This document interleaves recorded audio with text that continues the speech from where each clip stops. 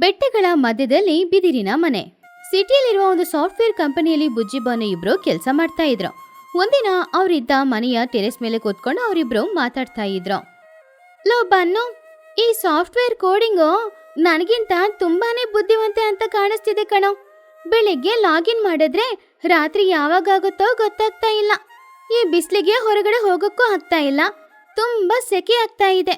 ಸರಿ ಅಂತ ಮನೆಯೊಳಗಡೆ ಕೂತ್ಕೊಂಡಿದ್ರೆ ನನಗೆ ಯಾಕೋ ನನ್ನ ಮೂಳೆ ಕೆಲಸನೇ ಮಾಡ್ತಾ ಇಲ್ಲ.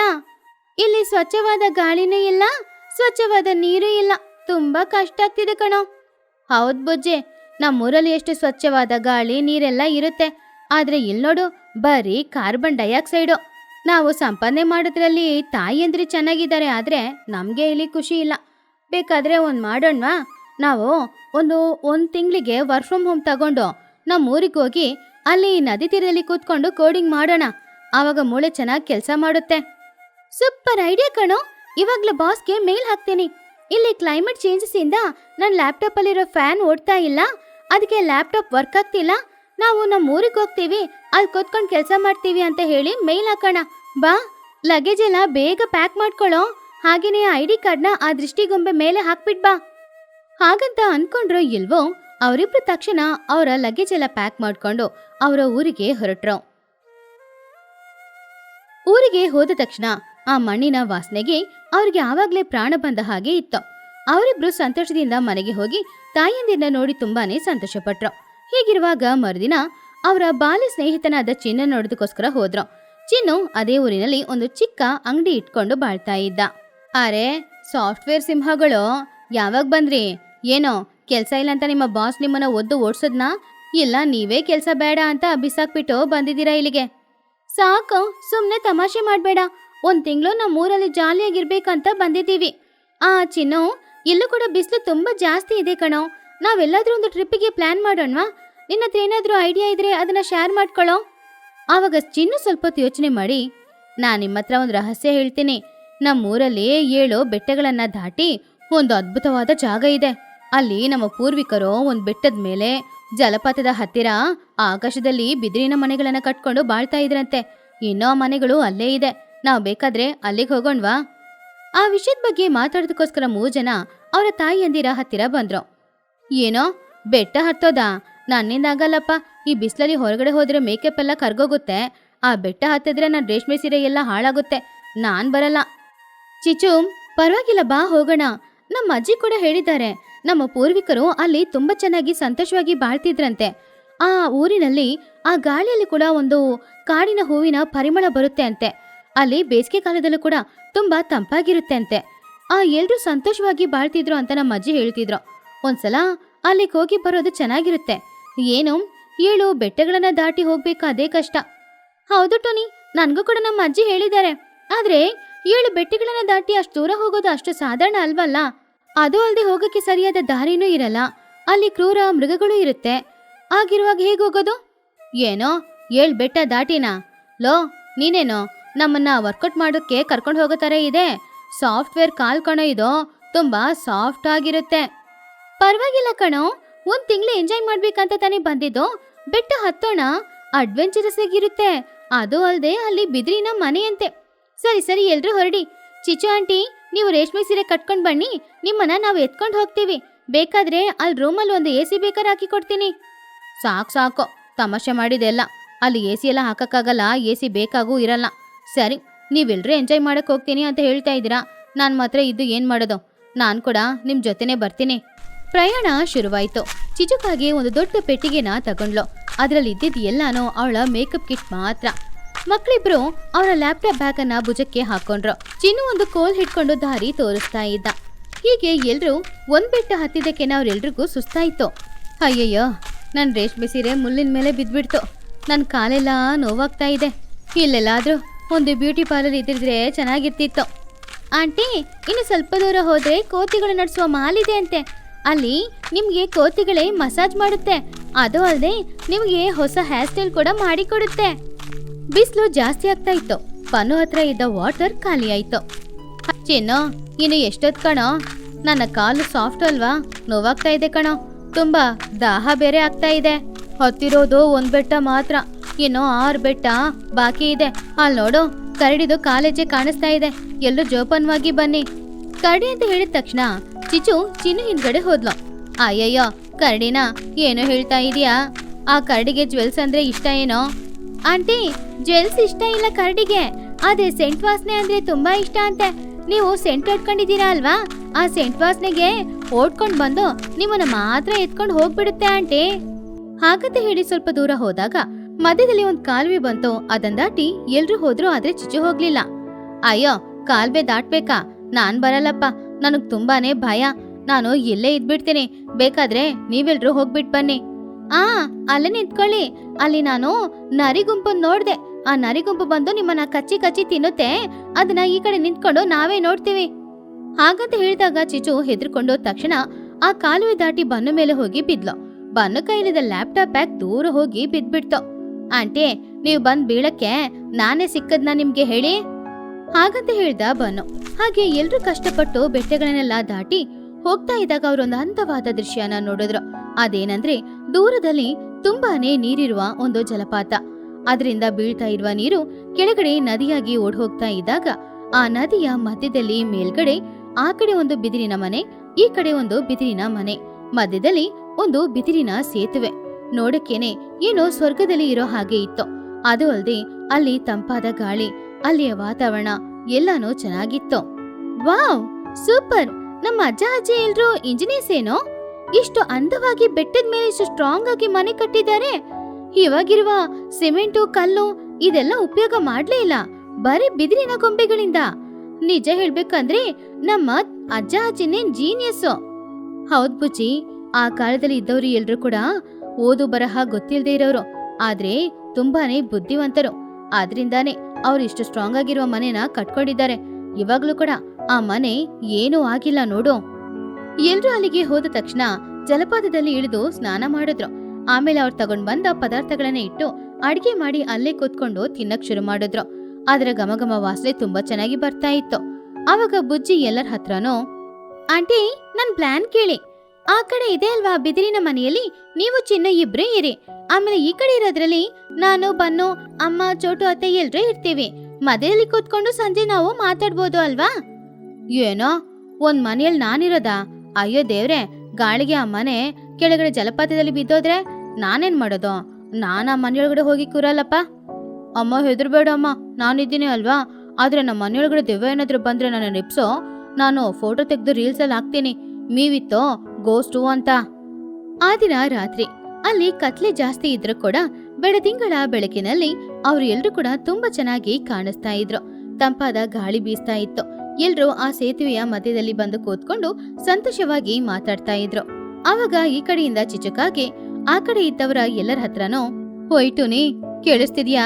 ಈ ರೂಮ್ಗೆ ಎಸಿ ಬೇಕಾಗಿಲ್ಲ, ಆದ್ರೆ ಗಾಳಿಗೆ ಅಲ್ಲಾಡ್ತಾ ಇರುವಾಗ್ಲೇ ಪ್ರಾಣ ಹೋದ ಹಾಗೆ ಇದೆ. ಎಲ್ಲಾದ್ರೂ ಗಾಳಿಗೆ ಈ ಈ ಮನೆ ಕೆಳಗಡೆ ಬಿದ್ಬಿಟ್ರೆ ನಾನು ಏನ್ ಮಾಡೋದು? ಅಯ್ಯೋ ಹಾಗೆಲ್ಲ ಏನೂ ಆಗಲ್ಲ ಚಿಚ್ಚು. ನಮ್ಮ ಪೂರ್ವಿಕರು ಕಟ್ಟಿರುವ ಮನೆ ಗಾಳಿಗೆ ಅಲ್ಲಾಡುತ್ತೆ, ಆದ್ರೆ ತುಂಬಾ ಸ್ಟ್ರಾಂಗ್ ಆಗಿರುತ್ತೆ. ಯಾವ ಭಯಾನಿ ಇಲ್ದೆ ಮಲ್ಕೊಂಡಿದ್ರೆ ಮಾಡು. ಈ ಜಾಗ ಎಷ್ಟು ನಿಶ್ಶಬ್ದವಾಗಿದೆ ಅಲ್ವಾ? ನಿನ್ ಮನ್ಸಿಗೆ ತುಂಬಾ ಪ್ರಶಾಂತತೆ ಕೊಡ್ತಿಲ್ವಾ? ಬನ್ನು, ನೋಡೋದೇನೋ, ನಾವು ಸಿಟಿಯಲ್ಲಿ ಎಸಿಗೋಸ್ಕರ ಲಕ್ಷ ಲಕ್ಷ ಖರ್ಚು ಮಾಡ್ತೀವಿ, ಆದ್ರೆ ಇಲ್ಲಿ ಎಸಿನೂ ಬೇಕಾಗಿಲ್ಲ. ನಮ್ಮ ಪೂರ್ವಿಕರಿಗೆ ಎಷ್ಟು ಬುದ್ಧಿವಂತಿಕೆ ಇದೆ ಕಣೋ. ಎಸಿ ಇಲ್ದೆ ಇಲ್ಲೇ ತಂಪಾಗಿರೋ ಜಾಗದಲ್ಲಿ ಎಷ್ಟು ಚೆನ್ನಾಗಿ ಮನೆ ಕಟ್ಕೊಂಡಿದ್ದಾರೆ. ಹೌದು ಬುಜ್ಜೆ, ಇಲ್ಲಿಗೆ ಟ್ರಿಪ್ಪಿಗೆ ಕರ್ಕೊಂಡ್ ಬಂದ ಚಿನ್ನುಗೇನ ನಾವು ಥ್ಯಾಂಕ್ಸ್ ಹೇಳ್ಬೇಕು. ಅದೆಲ್ಲ ಏನು ಬೇಡ ಕಣೋ, ನಾಳೆ ಬೆಳಿಗ್ಗೆ ಹೋಗಿ ಈ ಜಲಪಾತದಲ್ಲಿ ನಾವು ಮೀನ್ ಹಿಡಿಯೋಣ. ನಮ್ಮಮ್ಮನಿಗೆ ಮೀನ್ ಸಾರು ಅಂದ್ರೆ ತುಂಬಾನೇ ಇಷ್ಟ, ಅದನ್ನ ತಿಂದ್ರೆ ಅವ್ರು ತುಂಬಾ ಖುಷಿ ಪಡ್ತಾರೆ ಕಣೋ. ಏನೋ ಮೀನಾ? ಆ ಮೀನ್ ಸಾರು ಮಾತ್ರ ಅಲ್ಲ, ಮೀನ್ ಫ್ರೈ ಕೂಡ ಬೇಕು, ಆವಾಗ್ಲೇ ನಾನು ಇಲ್ಲಿರೋದು. ಅದನ್ ಕೇಳಿ ಎಲ್ರು ನಗಾಡಿದ್ರು. ಹಾಗೆ ಮರುದಿನ ಬೆಳಿಗ್ಗೆ ಅವರೆಲ್ರೂ ಎದ್ದು ಮನೆ ಹೊರಗಡೆ ಬಂದು ನಿಂತ್ಕೊಂಡು ನೋಡ್ತಾ ಇದ್ದಾಗ ಜಲಪಾತದ ಕೆಳಗಡೆ ಒಂದ್ ಕರಡಿ ಅದರ ಮಕ್ಕಳೊಂದಿಗೆ ಅಲ್ಲಿಗೆ ನೀರ್ ಕುಡಿಯಕ್ಕೆ ಬಂದಿತ್ತು. ಆ ದೃಶ್ಯ ನೋಡಕ್ಕಂತೂ ತುಂಬಾನೇ ಅಂದವಾಗಿ ಕಾಣಿಸ್ತಿತ್ತು. ಚಿನ್ನೋ, ಅಲ್ಲಿ ನೋಡೋ, ಕಪ್ಪಾಗಿರುವ ಯಾವ್ದೋ ಒಂದು ಆಕಾರ ನಿಂತ್ಕೊಂಡಿದೆ. ಒಂದ್ ವೇಳೆ ಅದು ನಮ್ಮ ಮನೆಯೊಳಗಡೆ ಬಂದು ನನ್ ಸೀರೆಗಳನ್ನ ಎತ್ಕೊಂಡು ಹೋಗುತ್ತಾ? ಆಂಟಿ, ಅದು ಕಪ್ಪಾಗಿರುವ ಆಕಾರ ಅಲ್ಲ, ಅದು ಕರಡಿ. ಅದ್ರ ಫ್ಯಾಮಿಲಿ ಜೊತೆ ಬಂದಿದೆ ನೀರ್ ಕುಡಿಯಕ್ಕೆ. ನಿಮ್ ಮೇಲೆ ಅದಕ್ಕೆ ಇಂಟ್ರೆಸ್ಟ್ ಇಲ್ಲ ಆಂಟಿ, ಅದಕ್ಕೆ ಅದು ನಿಮ್ಮನ್ನ ಬಂದು ಏನು ಮಾಡಲ್ಲ. ವಾವ್, ಜಿಯೋಗ್ರಫಿ ಚಾನೆಲ್ನ ಪಕ್ಕದಲ್ಲಿ ನಿಂತ್ಕೊಂಡು ನೋಡೋ ಹಾಗೆ ಇದೆ ಅಲ್ವಾ? ಇಷ್ಟು ಪಕ್ಕದಲ್ಲಿ ನಾನು ಅಡವಿ ಪ್ರಾಣಿಗಳನ್ನ ನೋಡಿದ್ದೇ ಇಲ್ಲ. ಈ ದೃಶ್ಯ ನೋಡಕ್ಕಂತೂ ತುಂಬಾನೇ ಚೆನ್ನಾಗಿದೆ ಅಲ್ವಾ ಬುಜ್ಜಿ? ಪ್ರಾಣಿಗಳಿಗೂ ಕ್ರಮಶಿಕ್ಷಣೆ ಇರುತ್ತೆ ಕಣೋ. ನಾವು ಅವುಗಳನ್ನ ಏನು ಮಾಡಲಿಲ್ಲ ಅಂದ್ರೆ ಅವುಗಳು ಕೂಡ ನಮ್ಮನ್ನ ಏನೂ ಮಾಡಲ್ಲ. ಅದಕ್ಕೆ ನಮ್ಮ ಪೂರ್ವಿಕರು ಅವುಗಳ ಜೊತೆ ಸೇರಿ ಸಂತೋಷವಾಗಿ ಬದುಕಿದ್ದಾರೆ. ಆಗ ದೂರದಲ್ಲಿ ಸುಮಾರು ಜಿಂಕೆಗಳು ಗುಂಪಾಗಿ ಹೋಗ್ತಾ ಇರೋದು ನೋಡಕ್ಕೆ ಚೆನ್ನಾಗಿತ್ತು. ಹಾಗೇನೆ ಅಲ್ಲಿರುವ ಅಡವಿ ಕೋಳಿಗಳು ಕೂಡ ಕಿಚ್ಚಾಡುವ ಶಬ್ದಗಳು ಸಂಗೀತದ ತರ ಕೇಳಿಸ್ತಾ ಇತ್ತು. ಹೀಗೆ ಒಂದ್ ವಾರನೂ ಹೋಯ್ತು. ಹಗಲಿನ ಸಮಯ ಎಲ್ರೂ ಎದ್ದು ಜಲಪಾತದಲ್ಲಿ ಸ್ನಾನ ಮಾಡೋದು, ಅಲ್ಲೇ ಅಡಿಗೆ ಮಾಡೋದು, ರಾತ್ರಿ ಸಮಯ ಬಿದಿರಿನ ಮನೆಯಲ್ಲಿ ಕೂತ್ಕೊಂಡು ಮಾತಾಡೋದು. ಹೀಗೆ ಅವ್ರೆಲ್ರೂ ಒಂದ್ ವಾರ ತುಂಬಾ ಸಂತೋಷದಿಂದ ಬಾಳ್ತಾ ಇದ್ರು. ಚಿಚುಗೂ ಕೂಡ ಇವಾಗ ಆ ವಾತಾವರಣ ತುಂಬಾ ಇಷ್ಟ ಆಯ್ತು. ಪುನಃ ಊರಿಗೆ ಹೋಗ್ಬೇಕು ಅಂದ್ರೆ ಅವಳಿಗೆ ಇಷ್ಟನೇ ಬರ್ತಿರ್ಲಿಲ್ಲ. ಮಕ್ಳೇ, ನೀವು ಸಿಟಿಯಲ್ಲಿ ಎಷ್ಟೇ ಹಣ ಸಂಪಾದನೆ ಮಾಡಿದ್ರು ಕೂಡ ಕೊನೆಗೆ ಬಂದು ಬಾಳ್ಬೇಕಾಗಿರೋದು ಇಂಥ ಒಂದು ಜಾಗದಲ್ಲೇ. ಯಾಕಂದ್ರೆ ಪ್ರಕೃತಿಯ ಜೊತೆ ಸೇರಿ ಬಾಳುವಾಗ್ಲೇ ನಮ್ಮ ಜೀವನ ಯಾವಾಗ್ಲೂ ನೆಮ್ಮದಿಯಿಂದಿರೋದು. ನಿಮ್ ಮಕ್ಳಿಗೆ ಇದನ್ನೇ ಹೇಳಿಕೊಡ್ಬೇಕು. ಹೌದೌದು, ಇಲ್ಲಿಂದ ಹೋಗಕ್ಕೆ ನನ್ಗಂತೂ ಮನ್ಸೇ ಬರ್ತಾ ಇಲ್ಲ. ವರ್ಷಕ್ಕೊಂದ್ಸಲನಾದ್ರೂ ನಾವು ಇಲ್ಲಿಗೆ ಬರ್ತಾ ಇರೋ ನಟುನೇ. ಆವಾಗ್ಲೇ ಇಲ್ಲಿ ಬಂದ್ಮೇಲೆ ನೋಡು, ನನ್ನ BP ಕಮ್ಮಿ ಆಯ್ತು, ನನ್ನ ಸ್ಕಿನ್ ಕೂಡ ಗ್ಲೋ ಆಗ್ತಾ ಇದೆ. ವರ್ಷಕ್ಕೊಂದ್ಸಲ ಬರೋಣ. ಅದ್ ಇನ್ನೊಂದ್ಸಲ ಬರುವಾಗ ನಿಮ್ ರೇಷ್ಮೆ ಸೀರೆ ಹಾಕೊಳ್ದೆ ಟ್ರ್ಯಾಕ್ ಸೂಟ್ ಹಾಕೊಂಡ್ ಬರ್ಬೇಕು. ಇಲ್ಲಾಂದ್ರೆ ಒಂದ್ ಬೆಟ್ಟ ಅಲ್ಲ, ಯಾವ್ದೇ ಒಂದ್ ಜಾಗನೂ ದಾಟಕ್ಕಾಗಲ್ಲ ನಿಮ್ಮಿಂದ. ಆಮೇಲೆ ಕೋತಿಗಳ ಹತ್ರ ನಿಮ್ಮನ್ನ ಒಪ್ಪಿಸ್ಬಿಟ್ಟು ಬಂದ್ಬಿಡ್ತೀವಿ. ಬನ್ನೋ, ನಾವು ನಮ್ಮೂರಿಗೆ ಹೋದ್ಮೇಲೂ ಕೂಡ ನಮ್ಮೂರಲ್ಲಿ ಇದೇ ರೀತಿ ಸುಮಾರು ಮರಗಳನ್ನ ಇಡ್ಬೇಕು ಕಣೋ. ಹಾಗೆ ಅವ್ರೆಲ್ರೂ ಕೂಡ ಪ್ರಯಾಣ ಮುಗಿಯುವಾಗ ಆ ಮನೆಗೂ ಆ ಜಲಪಾತಕ್ಕೂ ಒಂದು ನಮಸ್ಕಾರ ಹೇಳಿ ಅಲ್ಲಿಂದ ಹೊರಟ್ರು. ಈ ಸಲ ಬೆಟ್ಟ ಇಳಿದು ಬರುವಾಗ ಅವ್ರು ಯಾರಿಗೂ ಕಷ್ಟ ಅನ್ನಿಸ್ಲಿಲ್ಲ. ಆದ್ರೆ ಆ ಜಾಗನ ಬಿಟ್ಟು ಹೋಗ್ತಾ ಇದ್ದೀವಿ ಅನ್ನುವ ದುಃಖ ಮಾತ್ರ ಅವ್ರ ಮನ್ಸೊಳಗಡೆ ಇತ್ತು. ಈ ಕಥೆಯಲ್ಲಿರುವ ನೀತಿ ಏನು ಅಂದ್ರೆ, ನಾವೆಲ್ರೂ ಸಿಟಿಯಲ್ಲಿ ಎಷ್ಟೋ ಬ್ಯುಸಿಯಾಗಿ ಕೆಲಸ ಮಾಡ್ತಾ ಇರ್ಬೋದು, ಆದ್ರೆ ವರ್ಷಕ್ಕೆ ಒಂದ್ಸಲನೋ 2 ಸಲನೋ ಈ ರೀತಿ ಚಿಕ್ಕ ಚಿಕ್ಕ ಟ್ರಿಪ್ ಹೋಗುವಾಗ ಪ್ರಕೃತಿಯ ಆ ಅಂದವನ್ನು ನೋಡುವಾಗ ಮನಸ್ಸಿಗೆ ಪ್ರಶಾಂತತೆ ಸಿಗುತ್ತೆ. ಟುನಿಯ ಅಡುಗೆ. ಪಕ್ಷಿಗಳ ಊರಿನಲ್ಲಿ ಇವಾಗ ಎಲ್ಲ ಪಕ್ಷಿಗಳಿಗೂ ಕುರಿಗಳನ್ನ ಬೆಳೆಸೋದ್ರಲ್ಲಿ ಆಸಕ್ತಿ ಬಂದಿತ್ತು. ಆದ್ರಿಂದ ಊರಿನಲ್ಲಿದ್ದ ಮಹಿಹದು, ಚಿಚುಕಾಗೆ, ಟುನಿಗುಬ್ಬಚ್ಚಿ, ಚೋಟುಗಿಳಿ ಎಲ್ಲರ ಹತ್ರನೂ 3-4 ಕುರಿಗಳು ಇತ್ತು. ಬೆಳಿಗ್ಗೆನೆ ಪಕ್ಷಿಗಳು ಎಲ್ರೂ ಎದ್ದು ಮನೆ ಕೆಲಸ ಎಲ್ಲಾನು ಮುಗಿಸ್ಕೊಂಡು ಅವ್ರ ಹತ್ರ ಇರುವ ಕುರಿಗಳನ್ನ ಕರ್ಕೊಂಡು ಅಡವಿಗೆ ಹೋಗಿ ಅಲ್ಲಿ ಆ ಕುರಿಗಳನ್ನ ಮೇಯಿಸ್ತಾ ಇದ್ರು. ಆ ಕುರಿಗಳು ಅಲ್ಲಿ ಹುಲ್ಲು ಮೇಯ್ತಾ ಇದ್ದಾಗ ಉಳಿದವರು ಎಲ್ರೂ ಕೂಡ ಸಂತೋಷವಾಗಿ ಕೂತ್ಕೊಂಡು ಮಾತಾಡ್ತಾ ಇದ್ರು. ಮಧ್ಯಾಹ್ನದ ಸಮಯ ಅವ್ರು ತಗೊಂಡು ಬಂದಿದ್ದ ಲಂಚನ್ನ ಓಪನ್ ಮಾಡಿ ತಿಂತಾ ಇದ್ರು. ಆದ್ರೆ ಬೆಳಿಗ್ಗೆನೆ ಎದ್ದು ಮನೆಯಲ್ಲಿ ಅಡಿಗೆ ಕೆಲಸ ಎಲ್ಲ ಮುಗಿಸ್ಕೊಂಡು ಬರಕ್ಕೆ ಪಕ್ಷಿಗಳಿಗೆ ಕಷ್ಟ ಆಗ್ತಾ ಇತ್ತು. ಆ ದಿನ ಮಧ್ಯಾಹ್ನದ ಸಮಯ ಮರದ ನೆರಳಲ್ಲಿ ಕೂತ್ಕೊಂಡು ಎಲ್ರೂ ಮಧ್ಯಾಹ್ನದ ಊಟ ಮಾಡ್ತಾ ಇದ್ದಾಗ ಪಕ್ಷಿಗಳು ಈ ವಿಷಯದ ಬಗ್ಗೆನೆ ಮಾತಾಡ್ತಾ ಇದ್ರು. ಹಬ್ಬ, ಇವತ್ ಕೂಡ ಅನ್ನ ತುಂಬಾ ತಣ್ಣಗಾಗಿದೆ. ಬೆಳಿಗ್ಗೆ 5 ಗಂಟೆಗೆನೆ ಎದ್ದು ಈ ಅನ್ನ ಮಾಡೋದಲ್ವಾ, ಅದಕ್ಕೆ ಮಧ್ಯಾಹ್ನ ಸಮಯಕ್ಕೆ ಇಲ್ಲಿಗೆ ಬಂದು ಊಟ ಮಾಡುವಾಗ ತುಂಬಾ ತಣ್ಣಗಾಗ್ತಾ ಇದೆ. ಆದ್ರೆ ಏನ್ ಮಾಡೋದು, ದಿನ ಇಡೀ ಇಷ್ಟು ಕೆಲಸ ಮಾಡಕ್ಕೆ ನನಗೆ ತುಂಬಾ ಕಷ್ಟ ಆಗ್ತಿದೆ. ಹೌದು ಟೋನಿ, ನನಗೂ ಕೂಡ ಬೆಳಿಗ್ಗೆ 4 ನಾನು ಎದ್ದೇಳ್ತೀನಿ. ನನಗೂ ಲಂಚ್ ಪ್ಯಾಕ್ ಮಾಡ್ಕೊಂಡು ಬನ್ನಗೂ ಲಂಚ್ ಪ್ಯಾಕ್ ಮಾಡ್ಕೊಂಡು ಈ ಎಲ್ಲ ಕೆಲಸನ ಮುಗಿಸಿ ಬರೋಷ್ಟರಲ್ಲಿ ಅಮ್ಮ ನನಗೆ ಕೈ ನೋವು, ಕಾಲು ನೋವು ಎಲ್ಲ ಬರ್ತಾ ಇದೆ. ಅದ್ರಲ್ಲೂ ಅನ್ನ ಬೇರೆ ತುಂಬಾ ತಣ್ಣಗಾಗ್ತಾ ಇದೆ. ನಾನು ಕೂಡ ಬೆಳಿಗ್ಗೆ ಎದ್ದು ಎಲ್ಲ ಕೆಲಸನ ಮಾಡಿ ಬರ್ತಾ ಇದ್ದೀನಿ. ಆದ್ರೆ ಅದು ಅಷ್ಟು ಕಷ್ಟ ಅನ್ಸಲ್ಲ. ಆದ್ರೆ ಇಲ್ಲಿ ಮಧ್ಯಾಹ್ನದ ಸಮಯ ತುಂಬಾ ಕಷ್ಟಪಟ್ಟು ಕೆಲಸ ಮಾಡಿ ಊಟ ಮಾಡೋಣ ಅಂತ ಕೂರುವಾಗ ಆವಾಗ ಅನ್ನ ತಣ್ಣಗಿದ್ರೆ ಆದ್ರೆ ತಿನ್ನಕ್ಕೆ ಯಾಕೋ ಇಷ್ಟನೇ ಆಗ್ತಿಲ್ಲ. ಆವಾಗ್ಲೇ ಚಿಚುಕಾಗೆ, ನಿಮ್ಮೆಲ್ರಿಗೂ ಒಂದು ಕಷ್ಟ ಅಂದ್ರೆ ನನಗೆ ಬೇರೆನೇ ಕಷ್ಟ. ನನಗೆ ಬೆಳಿಗ್ಗೆ ಎದ್ದೇಳಕ್ಕೆ ಆಗಲ್ಲ. ಇವತ್ತು ಎದ್ದೇಳಕ್ಕೆ ಸುಮಾರು ಹೊತ್ತಾಯ್ತು. ಅದಕ್ಕೆ ರಾತ್ರಿ ಮಿಗ್ಲೋದ ತಂಗ್ಳನನ್ನ ತಗೊಂಡು ಬಂದಿದ್ದೀನಿ. ಅದು ಚೆನ್ನಾಗಿನೂ ಇಲ್ಲ. ಬೇರೆ ದಾರಿ ಇಲ್ಲದೆ ಅದನ್ನೇ ತಿಂತಾ ಇದ್ದೀನಿ. ಮತ್ತಿನ್ನೇನು ಮಾಡೋದಂತ ನನಗೆ ಅರ್ಥನೇ ಆಗ್ತಾ ಇಲ್ಲ. ನಾವೆಲ್ಲರೂ ಇದೇ ಪ್ರಾಬ್ಲಮ್ನ ಫೇಸ್ ಮಾಡ್ತಾ ಇದ್ದೀವಿ ಅಲ್ವಾ? ನನಗೆ ಇದಕ್ಕೆ ಒಳ್ಳೆ ಯೋಚನೆ ಇದೆ. ನಾವು ಯಾಕೆ ಮನೆಯಲ್ಲೇ ಅಡುಗೆ ಮಾಡ್ಕೊಂಡು ಬರಬೇಕು? ಮನೆಯಲ್ಲಿ ಅಡುಗೆ ಮಾಡದೆ ಬೇರೆ ಏನು ಮಾಡೋದು ಟೋನಿ? ಇಲ್ಲೆಲ್ಲಾದ್ರೂ ಹೋಟೆಲ್ ಇದ್ರೂ ಕೂಡ ಪರವಾಗಿಲ್ಲ ಅಂತ ಹೇಳ್ಬೋದು. ಹೋಟೆಲ್ ಇದ್ರೆ ಏನು, ಇಲ್ಲಾಂದ್ರೆ ಏನು? ನಾವು ಯಾಕೆ ಮನೇಲಿ ಅಡುಗೆ ಮಾಡಬೇಕು? ಮಧ್ಯಾಹ್ನದ ಸಮಯ ಇಲ್ಲೇ ನಾವು ಎಲ್ರಿಗೋಸ್ಕರ ಬಿಸಿ ಬಿಸಿ ಅಡುಗೆ ಮಾಡ್ಬೋದಲ್ವಾ? ಅದನ್ನು ಕೇಳಿ ಆಶ್ಚರ್ಯದಿಂದ ಚೋಟು, ಇಲ್ಲೇ ಅಡುಗೆ ಮಾಡೋದಾ? ಅದು ಹೇಗೆ ಸಾಧ್ಯ? ಇಲ್ಲಿ ಸಿಲಿಂಡರ್ ಇಲ್ಲ, ಗ್ಯಾಸ್ ಸ್ಟವ್ ಇಲ್ಲ, ಪಾತ್ರೆ ಇಲ್ಲ, ಏನೂ ಇಲ್ವಲ್ಲ ಟೋನಿ? ಅದೇನೋ ಅಷ್ಟು ದೊಡ್ಡ ವಿಷಯನಾ? 3 ಕಲ್ಲಿಟ್ರೆ ಒಲೆ ರೆಡಿ. ಇಲ್ಲೇ ಸುಮಾರು ಸೌದೆಗಳು ಸಿಗುತ್ತೆ. ಅದನ್ನ ತಗೊಂಡು ಬಂದು ನಾವು ಒಲೆ ಕತ್ತಿಸ್ಬೋದು. ಮನೆಯಿಂದ ಬರುವಾಗ ಸ್ವಲ್ಪ ಅಡುಗೆಗೆ ಬೇಕಾಗಿರೋ ಸಾಮಗ್ರಿಗಳು, 2 ಪಾತ್ರೆಗಳು ತಗೊಂಡು ಬಂದ್ರೆ ಸಾಕು. ಮಧ್ಯಾಹ್ನ ಇಲ್ಲೇ ಕೂತ್ಕೊಂಡು ಅಡುಗೆ ಮಾಡ್ಬೋದು ತಾನೇ? ಆಹಾ ಟೋನಿ, ಇದು ನಿಜವಾಗ್ಲೂ ಒಳ್ಳೆ ಯೋಚನೆನೇ. ಮಧ್ಯಾಹ್ನದ ಸಮಯ ತಂಪಾದ ಗಾಳಿ ಬೀಸ್ತಾ ಇರುವಾಗ ಬಿಸಿ ಬಿಸಿ ಅಡಿಗೆ ಮಾಡ್ಕೊಂಡು ಆವಾಗ ತಿಂದ್ರೆ ತುಂಬಾನೇ ಚೆನ್ನಾಗಿರುತ್ತೆ ಅಲ್ವಾ? ಆವಾಗ ಚಿಚುಕಾಗೆ, ಅಯ್ಯೋ ಅಡವಿಯಲ್ಲಿ ಅಡಿಗೆನಾ, ನನ್ನಿಂದಾಗಲ್ಲ. ಕಲ್ಲು ತಗೊಂಡ್ ಬಂದು ಒಲೆ ತಯಾರು ಮಾಡ್ಬೇಕು, ಆಮೇಲೆ ಹೋಗಿ ಸೌದೆ ತಗೊಂಡ್ ಬರ್ಬೇಕು, ಆಮೇಲೆ ಹೊಗೆ ಬರುತ್ತೆ, ಅದನ್ನ ಊದ್ಕೊಂಡು ಅಡಿಗೆ ಮಾಡ್ಬೇಕು. ಇದೆಲ್ಲ ನನ್ನಿಂದಾಗಲ್ಲ. ನೀವು ಮಾಡ್ಕೊಳ್ಳಿ, ನಾನು ಮನೆಯಿಂದ ಬರುವಾಗ್ಲೇ ಲಂಚ್ ತಗೊಂಡ್ ಬಂದ್ಬಿಡ್ತೀನಿ. ಇರು ಚಿಚು, ಮೊದ್ಲು ಫುಲ್ ಆಗಿ ಕೇಳು. ದಿನ ನಾವು ಅಡ್ಗೆ ಮಾಡ್ಬೇಕಾಗಿರೋ ಅವಶ್ಯಕತೆ ಇಲ್ಲ. ಒಂದಿನ ನಾನ್ ಅಡ್ಗೆ ಮಾಡಿದ್ರೆ ಇನ್ನೊಂದಿನ ಚೋಟು ಅಡ್ಗೆ ಮಾಡ್ತಾಳೆ, ಆಮೇಲೆ ಮಹಿ ಹದ್ದು ಮಾಡ್ತಾರೆ, ಆಮೇಲೆ ನೀನ್ ಮಾಡು. ಹಾಗೆ ಮಾಡುವಾಗ ನಾವು 4 ದಿನಕ್ಕೆ ಒಂದ್ಸಲ ಮಾಡಿದ್ರೆ ಸಾಕು.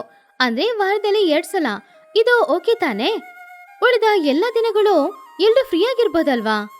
ಆವಾಗ ಚಿಚುಕಾಗೆ ಮನ್ಸಲ್ಲಿ, ಅಂದ್ರೆ ಒಂದಿನ ನಾನು ಅಡಿಗೆ ಮಾಡಿದ್ರೆ ಆಮೇಲೆ 3 ದಿನ ನಾನು ಅಡಿಗೆ ಮಾಡ್ಬೇಕಾಗಿರೋ ಅವಶ್ಯಕತೆನೇ ಇಲ್ಲ. ಇವರೇ ಎಲ್ಲಾನು ನೋಡ್ಕೊಳ್ತಾರೆ, ಅದು ಅಲ್ಲದೆ ಬಿಸಿ ಬಿಸಿಯಾಗಿ ಊಟನೂ ಸಿಗುತ್ತೆ. ಹಾಗಂತ ಅನ್ಕೊಂಡು, ಹಾಗಾದ್ರೆ ಈ ಐಡಿಯಾ ಚೆನ್ನಾಗಿದೆ.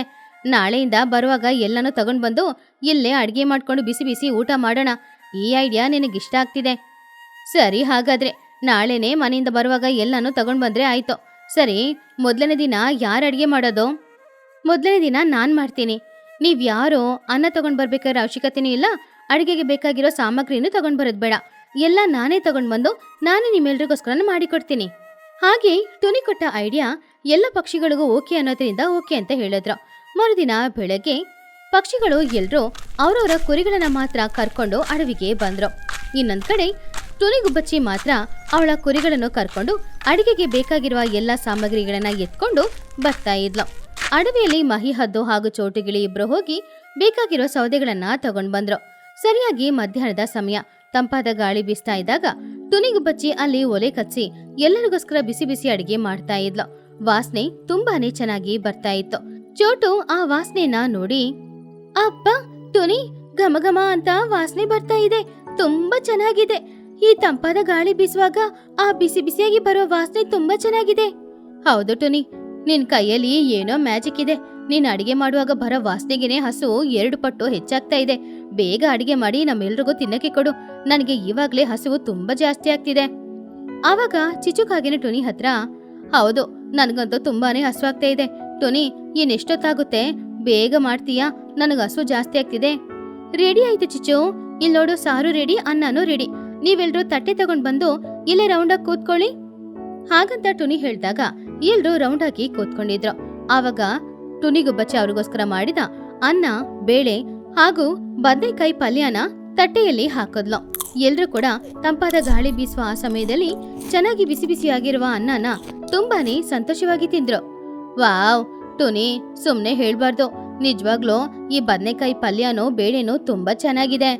ತಿಂತಾ ಇರುವಾಗ ಇನ್ನು ತಿನ್ಬೇಕು ಅಂತ ಆಸೆ ಹೆಚ್ಚಾಗ್ತಾ ಇದೆ ಟುನಿ. ಹಾ ಹೌದು ಟುನಿ, ಸುಮ್ನೆ ಹೇಳ್ಬಾರ್ದು, ತುಂಬಾ ಚೆನ್ನಾಗಿ ಅಡಿಗೆ ಮಾಡಿದ್ಯಾ ನೀನು. ನಾನಂತೂ ಹೊಟ್ಟೆ ತುಂಬಾ ತಿಂದೆ. ಸರಿ, ನಾಳೆ ನಿಮ್ಮೆಲ್ರಿಗೋಸ್ಕರ ನಾನು ಪುಳಿಯೋಗರೆ ಮತ್ತೆ ಸ್ವಲ್ಪ ಬೇಳೆ ಹಾಗೇನೆ ಆಲೂಗಡ್ಡೆ ಪಲ್ಯ ಮಾಡ್ತೀನಿ. ನಾಡಿದ್ದು ನಾನು ಸಾಂಬಾರ್ ಬಾಳೆಕಾಯಿ ಪಲ್ಯ ಮಾಡ್ಕೊಂಡ್ ಬರ್ತೀನಿ. 3ನೇ ದಿನ ನಾನು ನಿಮ್ಗೆ ಸ್ಪೆಷಲ್ ಆಗಿ ಏನಾದ್ರು ಆ ದಿನ ಅಡಿಗೆ ಮಾಡಿ ತಗೊಂಡ್ ಬರ್ತೀನಿ ಹಾಗಂತ ಹೇಳಿದ್ರು. ಎಲ್ರೂ ಸಂತೋಷವಾಗಿ ಊಟ ಮಾಡಿದ್ರು. ಆ ದಿನದಿಂದ ಎಲ್ಲ ಪಕ್ಷಿಗಳು ಕೂಡ ಒಂದೊಂದಿನ ಒಬ್ಬೊಬ್ಬರಾಗಿ ಅಡಿಗೆ ಮಾಡಿ ಬಿಸಿ ಬಿಸಿಯಾಗಿ ಊಟ ಮಾಡ್ತಾ ಇದ್ರು. 2ನೇ ದಿನ ಚೋಟು ಪುಳಿಯೋಗರೆ ಹಾಗೂ ಆಲೂಗಡ್ಡೆ ಫ್ರೈ ಮಾಡಿದ್ಲು. 3ನೇ ದಿನ ಮಹಿ ಸಾಂಬಾರ್ ಹಾಗೂ ಪಲ್ಯ ಮಾಡಿದ್ರು. ಹೀಗಿರುವಾಗ 4ನೇ ದಿನಾನು ಬಂತು. ಇವತ್ತು ಚಿಚುಕಾಗೆಯ ಟರ್ನ್. ಚಿಚುಕಾಗೆ ಎಲ್ರಿಗೋಸ್ಕರನ ಅಡಿಗೆ ಮಾಡಿದ್ರೆ ಎಲ್ಲಿ ಸಾಮಗ್ರಿಗಳು ಖಾಲಿಯಾಗುತ್ತೆ ಏನೋ ಅಂತ ಒಂದು ಪ್ಲಾನ್ ಹಾಕ್ತಾ ಇದ್ಲು. ಚಿಚು ಅವಳ ಮನ್ಸಲ್ಲಿ, ಅಯ್ಯೋ 4 ಜನಕ್ಕೆ ಅಡಿಗೆ ಮಾಡ್ಬೇಕು ಅಂದ್ರೆ ಮನೇಲಿರುವ ಸಾಮಗ್ರಿ ಎಲ್ಲಾನು ಖರ್ಚಾಗುತ್ತೆ. ಏನಿವಾಗ ಎಲ್ರಿಗೂ ಅಡಿಗೆ ಮಾಡಿ ಕೊಡ್ಬೇಕು ಅಷ್ಟೇ ತಾನೇ. ನನ್ನ ಹತ್ರ ಏನಿದೆಯೋ ಅದನ್ನ ಇಟ್ಕೊಂಡು ಹೇಗಾದ್ರೂ ಇವತ್ತು ಎಲ್ರಿಗೂ ಅಡಿಗೆ ಮಾಡಿ ಕೊಟ್ಬಿಡ್ತೀನಿ ಹಾಗಂತ ಅಂದ್ಕೊಂಡು ಆ ದಿನ ಮಧ್ಯಾಹ್ನದ ಸಮಯ ಕೆಲ್ಸ ಶುರು ಮಾಡಿದ್ಲು ಚಿಚು. ಆವಾಗ್ಲೇ ಚೋಟು, ಟುನಿ, ಮಹಿ ಅಲ್ಲಿಗೆ ಬಂದ್ರು. ಚಿಚು ಕೈಯಲ್ಲಿರುವ ಆ ಅಕ್ಕಿನ ನೋಡಿ ಟುನಿ, ಏನ್ ಚಿಚು ಇದು, ಇಷ್ಟೇ ಅಕ್ಕಿ ತಗೊಂಡ್ ಬಂದಿದ್ಯಾ? ಆದ್ರೆ ಒಲೆಲಿ ದೊಡ್ಡ ಪಾತ್ರೆ ಇಟ್ಕೊಂಡಿದ್ಯಾ? ಇಷ್ಟ ಅಕ್ಕಿ ನಮ್ಮೆಲ್ರಿಗೂ ಸಾಕಾಗುತ್ತಾ? ಅರೇ ಟುನಿ, ಅನ್ನ ತಿಂದ್ರೆ ವೆಯ್ಟು ಜಾಸ್ತಿ ಆಗ್ತೀಯಾ, ಅದಕ್ಕೆ ನಾವೆಲ್ರೂ ಡಯಟ್ ಫಾಲೋ ಮಾಡ್ಬೇಕು. ಇದ್ರಲ್ಲಿ ಸುಮಾರು ನೀರು ಇದ್ರೆ ಗಂಜಿ ತರ ಆಗುತ್ತೆ, ಎಲ್ರೂ ಗಂಜಿನ ಕುಡಿಬೋದಲ್ವಾ? ಚೋಟು ಕೋಪದಿಂದ, ಏನು ಗಂಜಿನ? ನಾವ್ಯಾಕ್ ಡಯಟ್ ಅಲ್ಲಿ ಇರ್ಬೇಕು? ನಾವೇನೋ ಮನೇಲಿ ಸುಮ್ನೆ ಕೂತ್ಕೊಂಡಿದೀವಾ? ಹೌದು, ಗಂಜಿ ಸರಿ, ಅದಕ್ಕೆ ಸಾರ್ ಏನ್ ಮಾಡ್ತೀಯ ಇವತ್ತು? ಆ ಸಾರ ನಾನೊಂದು ಟೊಮೆಟೊ ತಗೊಂಡ್ ಬಂದಿದ್ದೀನಿ. ಆ ಟೊಮೆಟೊದಲ್ಲಿ ನಿಮ್ಮೆಲ್ರಿಗೂ ರಸ ಮಾಡಿ ಕೊಡ್ತೀನಿ. ಆವಾಗ ಮಹಿ ಹದ್ದು, ಏನೋ ಒಂದು ಟೊಮೆಟೊದಲ್ಲಿ ನಮ್ಮೆಲ್ರಿಗೋಸ್ಕರ ನೀನು ರಸ ಹೇಗ್ ಮಾಡ್ತೀಯಾ ಚೋಟು? ಅಯ್ಯೋ ಮಹಿ ಅವ್ರೆ, ನನ್ ಬಗ್ಗೆ ನಿಮಗೆ ಗೊತ್ತಿಲ್ಲ. ಆ ಟೊಮೆಟೊನ ಚಿಕ್ಕ ಚಿಕ್ಕ ಪೀಸಾಗಿ ಕಟ್ ಮಾಡಿ ಅದ್ರ ಜೊತೆ ಸ್ವಲ್ಪ ಹುಳಿ ಹಾಕಿ ಆಮೇಲೆ ಸುಮಾರು ನೀರು ಇದು ಕುದಿಸಿದ್ರೆ ರಸ ತಯಾರಾಗುತ್ತೆ. ಈ ಮಧ್ಯಾಹ್ನದ ಸಮಯ ಆ ರಸ ಕುಡಿದ್ರೆ ನಿಮ್ಮೆಲ್ರಿಗೂ ಆರೋಗ್ಯಕ್ಕೆ ತುಂಬಾ ಒಳ್ಳೇದು. ಆವಾಗ ಟುನಿ ನಗುತ್ತಾ, ಚಿಚು ನೀನ್ ಬದ್ಲಾಗಲ್ವಾ? ನಮ್ಮ ಆರೋಗ್ಯದ ಬಗ್ಗೆ ಇರ್ಲಿ, ಇವಾಗ ನಮ್ಮ ಹಸುವನ್ನ ತೀರ್ಸಲ್ವಾ ನೀನು? ಈ 3 ದಿನ ನಾನು, ಚೋಟು, ಮಹಿ ಎಲ್ರು ನಿನಗೋಸ್ಕರ ಎಷ್ಟು ಒಳ್ಳೆ ಒಳ್ಳೆ ಆಹಾರನ ಮಾಡಿಕೊಟ್ಟಿದೀವಿ, ಚೆನ್ನಾಗಿ ತಿಂದೆ ಅಲ್ವಾ? ಆದ್ರೆ ಇವಾಗ ಮಾತ್ರ ನೀನ್ ಯಾಕೆ ಈ ರೀತಿ ಮಾಡ್ತಿದ್ಯಾ? ಅಲ್ಲ ಟುನಿ, ನಿಮ್ಮ ಆರೋಗ್ಯಕ್ಕೆ ಒಳ್ಳೇದು ಅನ್ನೋದಕ್ಕೋಸ್ಕರ ತಾನೆ ನಾನು ಹೀಗೆಲ್ಲ ಮಾಡ್ತಾ ಇರೋದು. ಅದನ್ನ ಯಾಕೆ ನೀವ್ ಯಾರೂನು ಅರ್ಥ ಮಾಡ್ಕೊಳ್ಳೋದಿಲ್ಲ? ನಮ್ಮ ಆರೋಗ್ಯಕ್ಕೆ ಒಳ್ಳೇದ್ ಬಗ್ಗೆ ನೀನೇನು ಯೋಚನೆ ಮಾಡ್ಬೇಕಾಗಿದೆ ಏನಿಲ್ಲ. ನೀನ್ ಮಾಡೋ ಗಂಜಿ, ಆ ಟೊಮೆಟೊ ರಸ 2 ತೆಗ್ದು ನಿನ್ನ ಕುರಿಗಳಿಗೆನೆ ಕೊಡು. ನಾವು ಮನೆಗೆ ಹೋಗಿ ಊಟ ಮಾಡ್ಕೊಂಡ್ ಬರ್ತೀವಿ. ಇಲ್ ನೋಡ್ ಚಿಚೋ, ನೀನು ನಮ್ಮ ಇಷ್ಟ ಪ್ರಕಾರ ಅಡಿಗೆ ಮಾಡೋದಿಲ್ಲ. ಅದಕ್ಕೆ ಇವತ್ತೇ ನಿನ್ನ ಗ್ರೂಪ್ ಇಂದ ನಾನು ತೆಗಿತಾ ಇದ್ದೀನಿ. ನಾವೆಲ್ಲರೂ ಈ ಪ್ಲಾನ್ ಹಾಕಿದ್ದೆ ಬಿಸಿ ಬಿಸಿಯಾಗಿ ಚೆನ್ನಾಗಿ ಊಟ ಮಾಡ್ಬೇಕು ಅನ್ನೋದಕ್ಕೋಸ್ಕರ. ಆದ್ರೆ ನೀನ್ ಅದಕ್ಕೆಲ್ಲ ಸರಿ ಬರೋದಿಲ್ಲ. ಹಾಗಂತ ಮಹಿ ಹೇಳಿದನ್ನ ಕೇಳಿ ಚಿಚು ಹೆದ್ರದ್ಲು. ಅಯ್ಯೋ 3 ದಿನ ಫ್ರೀಯಾಗಿ ಸಿಗುವ ಆಹಾರ ಸಿಗಲ್ವಾ ಏನೋ ಅಂತ ಅಂದ್ಕೊಂಡ್ಲು. ಅಯ್ಯೋ ಮಹಿಯವ್ರೆ, ಪ್ಲೀಸ್ ಗ್ರೂಪ್ ಇಂದ ನನ್ನ ತೆಗೆಯುವ ನಿರ್ಧಾರಕ್ಕೆ ಮಾತ್ರ ಬರ್ಲೇಬೇಡಿ. ನಾನೇನೋ ಗೊತ್ತಿಲ್ಲದೆ ತಪ್ಪು ಮಾಡ್ದೆ. ಇವಾಗ್ಲೇ ಮನೆಗೆ ಹೋಗಿ ಏನೇನ್ ತರಕಾರಿ ಬೇಕೋ ಎಲ್ಲಾನ ತಗೊಂಡ್ ಬಂದು ನಿಮ್ಮೆಲ್ರಿಗೋಸ್ಕರ ಸ್ಪೆಷಲ್ ಆಗಿ ಅಡಿಗೆ ಮಾಡಿ ಕೊಡ್ತೀನಿ ನೋಡಿ. ಅದು ಎಷ್ಟು ರುಚಿಯಾಗಿರುತ್ತೆ ಅಂತ ನೀವು ತಿನ್ಬಿಟ್ಟು ಹೇಳಿ. ಟುನಿ ನಗುತ್ತಾ, ಹಾ ಹಾಗ್ ಬಾ ದಾರಿಗೆ. ಮರ್ಯಾದೆಯಾಗಿ ಬೇಗ ಮನೆಗೆ ಹೋಗಿ ಎಲ್ಲಾನು ತಗೊಂಡ್ ಬಂದು ಬಿಸಿ ಬಿಸಿಯಾಗಿ ಊಟ ಮಾಡಿಕೊಡು. ಚಿಚುಕಾಗಿ ಹೆದರ್ಕೊಂಡು ಬೇಗ ಮನೆಗೆ ಹೋಗಿ ಮನೇಲಿದ್ದ ತರಕಾರಿ ಬೇಳೆ ಎಲ್ಲಾನು ತಗೊಂಡ್ ಬಂದು 4 ಜನರಿಗೂ ಬಿಸಿ ಬಿಸಿಯಾಗಿ ಅಡಿಗೆ ಮಾಡಿದ್ಲು. ಪುನಃ ಪಕ್ಷಿಗಳು ಎಲ್ರು ಕೂಡ ಮರದ ಕೆಳಗಡೆ ಕೂತ್ಕೊಂಡು ಆ ದಿನ ಮಧ್ಯಾಹ್ನ ಸಂತೋಷವಾಗಿ ಊಟ ಮಾಡಿದ್ರು.